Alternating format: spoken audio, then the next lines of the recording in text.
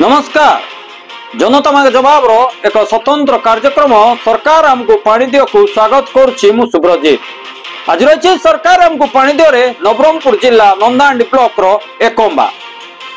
तत्कालीन 24 वर्ष सरकार प्रत्येक घरे विशुद्ध पानीय जल जोगाण पाई वसुधा योजना नारे कागज कलम रे लक्ष लक्ष टंका पानी भली खर्च करचंती, किंतु आज भी पीवा पाई पानी मुंदाए मिलु नथुबा अभियोग करिसंती एकम्बा माळीसाई रो शताधिक महिला माने। नवरंगपुर जिला नंदांडी ब्लॉक अंतर्भुक्त एकम्बा गाँव रे जल जोगाण प्रकल्प नामक मात्र अछि।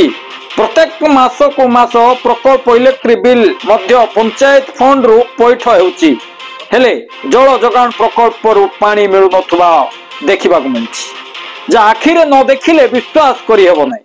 हाँ दर्शक बंधु, मेघा पानीय जल जोगाण प्रकल्प भी माळीसाई रे समुद्र को संख्या पानी भली से भी पीवा उपयोगी नुहे। एने बारंबार पंचायत थारु ब्लॉक पर्यंत अभियोग कले मध्य कौनसी कार्यकारी हेई पारु नथुबा कहउचंती।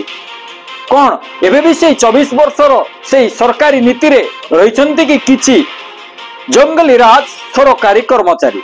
हेले मने रखिबा उचित केबे डबल इंजिन सरकार दुर्नीति खर को माफ नहीं।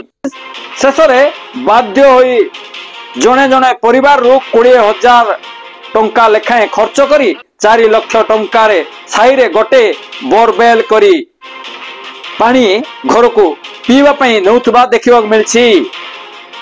साधारण एठी प्रश्न उठुछि, नंदांडी ब्लॉक एबे जिल्ला रु राज्य राजधानी रे प्रशंसा साउटुछि, हेले एकम्बा पानी समस्या कहीं की काहाकू देखा गला नहीं बोली साधारण रे बड़ चर्चा दर धरिछि। यह एक दुखद घटना बोली चाखटी रे चर्चा हेउछि।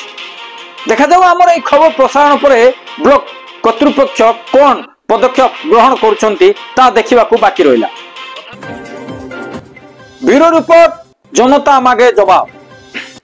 लोकंक कथा और गाँव पंथा को नहीं आमे करिछे जनता मागे जवाब। जानिबु ता देखैबु खाली मुंडा ओडिया भाषा रे एक 24 घंटिया समालोचना मूलक चैनल जनता मागे जवाब।